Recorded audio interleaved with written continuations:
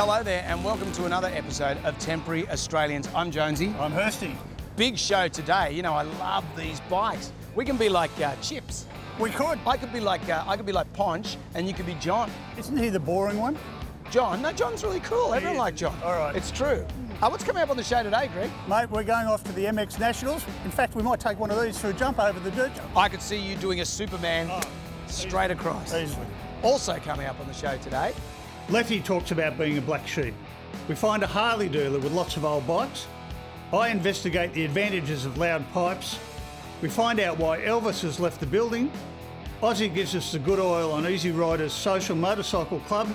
And we pay tribute to some friends of the Silverwater Street and Custom Motorcycle Show. Tell us about the MX Nationals. The MX Nationals is Australia's premier motocross championship series, runs over 10 rounds. This year we've been in Victoria, New South Wales, Queensland and South Australia. Next year we go to Western Australia. We've been running the championship since 1997. Back then it was four rounds the first year, then 5, so we've grown to a 10-round series. We're rated as the third biggest motocross series in the world. Every manufacturer that sells bikes here has a team in it. This is done under the banner of Motorcycling Australia? Yeah, it's part of Motorcycling Australia, so it's the official Motorcycling Australian Championship that sits underneath the FIM. Sounds like it's a very big deal, the motocross championship. Yeah, look, it is. It's basically the V8 supercars of dirt bikes. You know, we have between 3,500 and 4,500 people come along and watch. We broadcast live around the world on the internet, get 20 to 25,000 views per round. So it's a pretty big deal, you know. Tough sport. We've got riders heading off to represent Australia in the Motocross of Nations shortly, so they'll race over in Europe.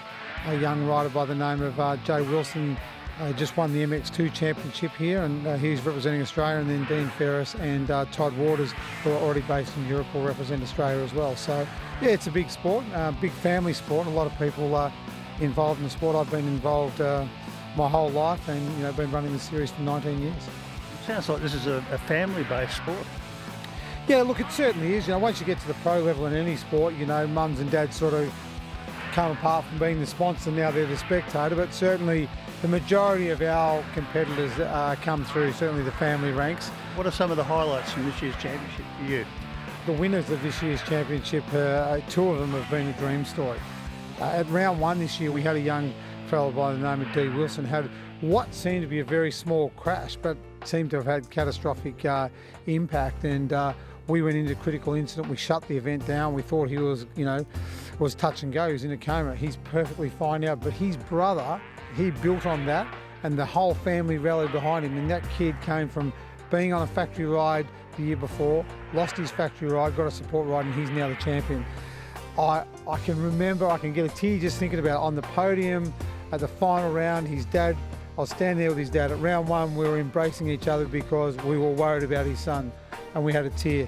And at the final round, we both shared a tear because they'd won the championship. And to me, that's what it's about, like there's money and there's stars and there's glamours, but when you ride with the family to see all of that, that's what it's all about, From where we were at the start of the year, my brother was down, and he crashed at round 1. It was tough, it was, I didn't know if he was going to make it or not, but he pulled through, and so thankful for that, and to be where we are now, it's unbelievable. Is sponsorship important to make this sort of championship viable? Sport doesn't run without sponsorship, whether it's a team, a privateer rider getting a bit of support, whether it's a fuel card or whatever it is. Swan Insurance, for instance, they've been with us for 3 years. We're going again with them, and their ethos is, you watch their ads. It's about the family that is motorcycling, and they carry the same mission that we do. They want to deliver a quality product, they want to deliver good pricing, and they want to be a part of what the motorcycle community is, because, we ride what we love what we ride, and that's what they believe in as well. So we're proud to have Swan as one of our partners, and they're our official insurer, and we look forward to a long-term relationship with them, as they have in the sport for many, many years. Most motorcycle clubs have a black sheep or two, but Lethy here has gone to a whole new dimension. He's actually created a club for the black sheep. Tell us about your club, mate. Harley Davidson's for Christ. It's Black Sheep, and we were started in the US 15 years ago. We've been here for 5 years in Australia. You're not really living the name. It has other connotation. Yeah. Well, it actually started because in the church, all these guys are riding around with their black leathers on, and they got told they were the black sheep of the family, and that's how it started. So what does your club do out here in Australia? We run around and look after all the Harley riders, particularly the hog guys, and our focus is just looking after them, visit them in hospital, they fall off, that sort of stuff, help them on the side of the road, anything like that.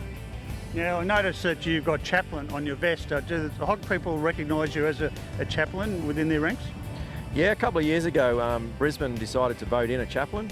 They've never had one before in the 25 years of the club, and decided from the work I was doing with the club that we needed a chaplain. How do you marry the idea of riding a Harley with faith in Christ? That's an interesting one. My daily job is a chaplain at a high school, and so when I turn up there and all the students see me, they go, hang on, that's not right. Only bad people ride Harley Davidsons, and you're a chaplain, that shouldn't happen. And so it's actually a good icebreaker in most cases. But it doesn't matter if you're riding a bike or anything else, it's just exactly the same in life. This has been a personal lifestyle choice for you for how long? I've been riding bikes probably longer than I'd like to mention. Go ahead, I won't tell anyone. My father used to race motorcycles years ago, and so it's kind of in my blood, and I've been riding them ever since. I actually only got a car licence because I needed it for my job many, many years ago. So what came first, the motorcycles in your life or your Christian faith? My Christian faith first and motorcycle second, and that's the way I'd like to keep it too.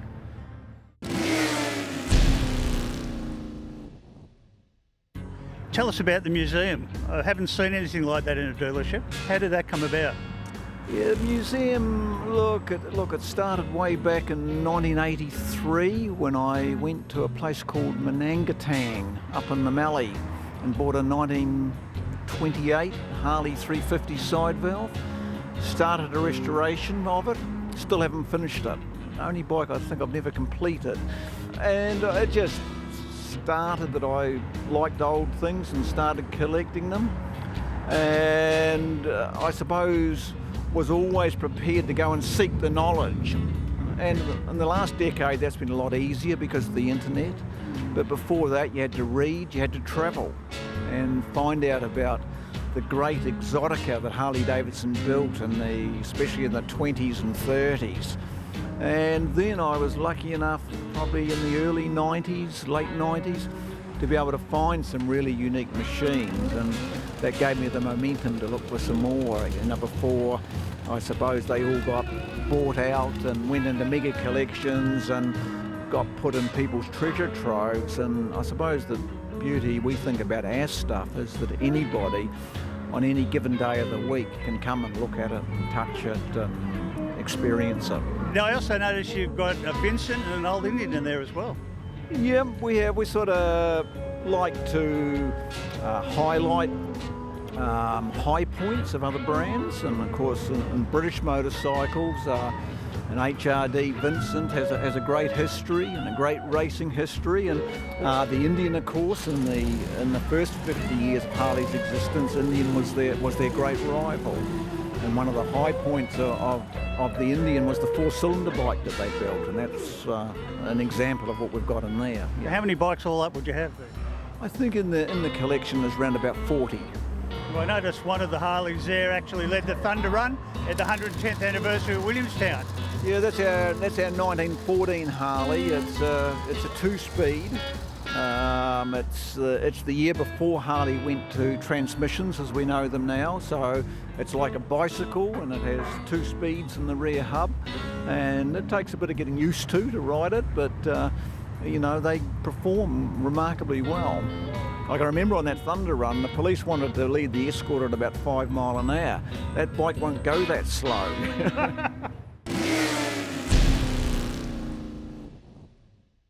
Unfortunately, we can't be. Portable conspicuity, it's a very important factor, I think, in motorcycle safety.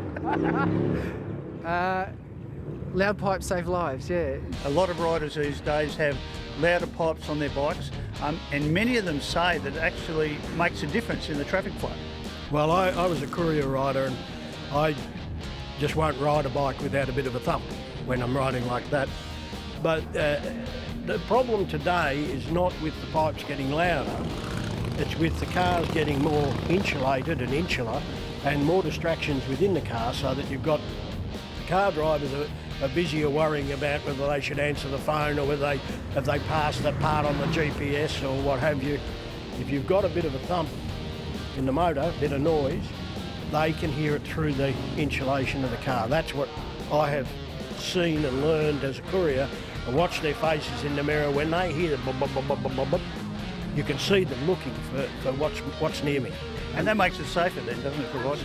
Lots safer. Loud pipes do save lives. When I first got that, it had the stock pipes on it, and I've got to say, after decades of riding Ducatis with pretty loud pipes on them, to go back to stock pipes, I found it very uncomfortable and very dangerous because people just didn't hear me. Even like people say, oh, it's a Harley, it's loud. With stock pipes, they're not. Putting them, I've just got some slip-ons on there, they're not overly loud, but people are aware you're there, and it just makes a world of difference because all of a sudden, you know that they're not going to just drift over. You're riding along and all of a sudden you'll just see somebody go like that. They've noticed you. Sometimes that didn't happen with stock pipes on there. I was very, very uncomfortable with that. The jury's out on whether loud pipes do save lives, but they certainly make you noticeable. So that has to have some influence on the drivers that you're coming up to. The only problem is a very, very loud pipe is socially unacceptable. So, riders do need to use the roads in a responsible way. And I mean, my bike has a loud pipe, but it's nowhere near as loud as that Harley that just came past. So there's a medium level. And you're right, the ADRs on today's bikes do allow a certain wear and tear on the signature noise level on a bike. So a bike is allowed to get louder over time. And I think we should be allowed to have slightly higher level than most cars. That makes sense to me. Over the years, we've gathered repeatedly the history that they thought they had eye contact with the driver, and then the driver came out and said, "Sorry mate, I didn't see you." So that was the basis of the Smidsy campaign, and we gathered a lot of people's stories, put them to the Parliamentary Road Safety Committee.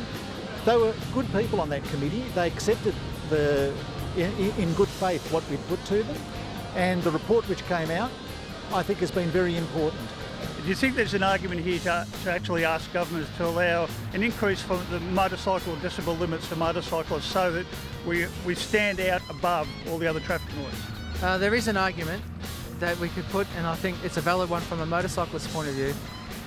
It's the other road users and social amenity type arguments that come in against it, and I think riders don't have the weight of numbers yet to carry that argument, but it certainly has some validity.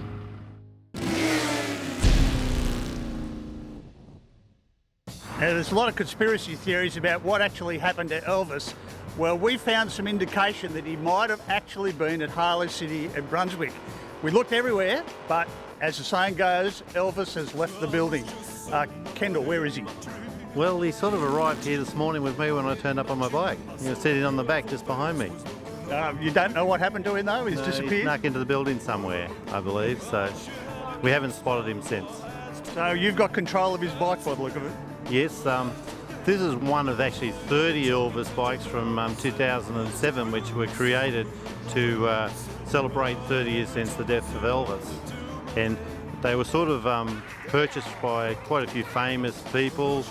Jay Leno bought one over in America, and I think there's another one in Australia. And all the owners had the opportunity to go to Gracelands and actually pick them up at Graceland. So it was a really great sight seeing 30 of these bikes sitting there on the front steps of Gracelands. It's interesting that people don't know that Elvis actually had a Harley of his own. Actually, if anyone ever makes it over to Gracelands, there's a whole range of Harleys there, I think about 4 or 5 of them. And there's the original one of this from 1957 is actually sitting across from Gracelands in a cafe, sort of on display. So tell us about this bike. This is actually a late model deluxe. It's a 2007 deluxe, and it's actually been recreated to make it look like the 1957 Harley Davidson Panhead that actually Elvis owned. Some of the things don't actually work on it, like the Kickstarter doesn't actually work, but everything else is functional. It rides really nice like a modern bike. It hasn't got too many kilometres on it because it's more of a show bike than a riding bike, but even so, I do get out and about on it from time to time. You get people coming up and asking dumb questions like me? All the time. So it's nice today with Harley City saying bring your bike, you ride to work, so I went and pulled this one out and brought it today. But lots of people ask questions every time it's out.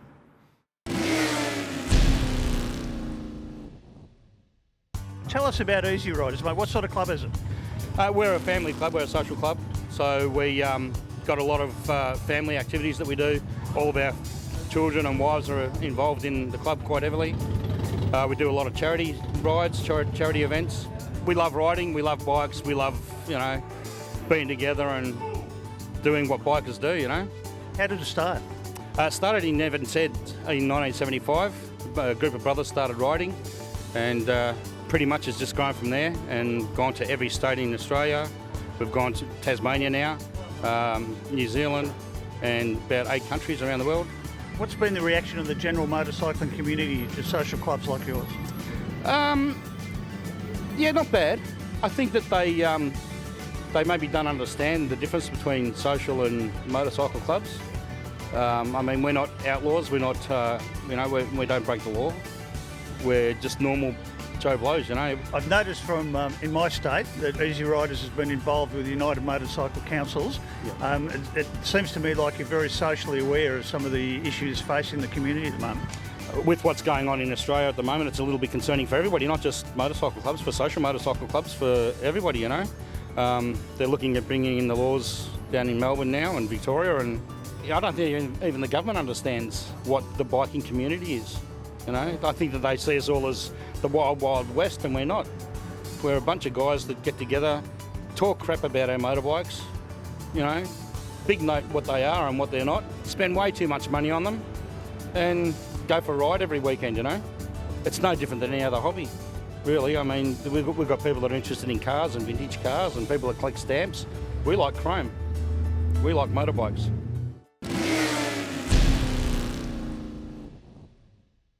Silverwater's been around for a while. Plenty of custom bikes and cars, and this year was no different. There were some special bike and car displays, lots of people and some jumping music. Pendo gave us an update on the fight against the anti-rights laws. We have run out of legal avenues to change this law, so the only avenue available now is political. So, talk to your local member about these laws and tell them you think they are unfair, that it is wrong to jail people for associating with their friends. That's exactly what the law says. Well, Andra put on a great drag bike display, and when Quick Mick fired up his top fuel bike, people's heads turned. And then it was time to remember some of our friends who passed away in the last 12 months. Matchy was one of our judges. I first met him back in the late 70s in Bikers Limited, which is now Bikers Australia. He was an individual, a very unique person. Now, Si was also a great supporter of Silverwater, a very intelligent man and a very gracious man. He's been one of the supporters and sponsors of this show, something that Si's Harley continues to do. Now, the third person that I want to mention is being honoured here today, and that's Animal from King's Cross Bikers. Animal was a great supporter of this show. He would regularly come here and he often won the Rat Bike Trophy, which he regarded as a great honour. We've decided to honour them this year by naming a trophy after each of them. Matchy put on the Modified Bike Trophy, Si is on the Stock American Trophy, and Animal is on the Rat Bike Trophy. We miss them. They were great friends, and it's going to be impossible to replace the relationships and friendships we had. Well, a fairly inspirational Temporary Australians today, Greg. Yeah, look, I think so, mate. And MX National family really got behind that poor young man. Can you call me Ponch? I can Ponch if that's what you want. No, that's what I want. Okay, Ponch. But you've got to be John. Thanks, mate. I appreciate it. There's nothing wrong with being John. John was a big star in that show, really. I take your word for it, mate. We'll be back next week for another episode of Temporary Australians. In the meantime, why not check us out, temporaryaustralians.com.au. John is really cool.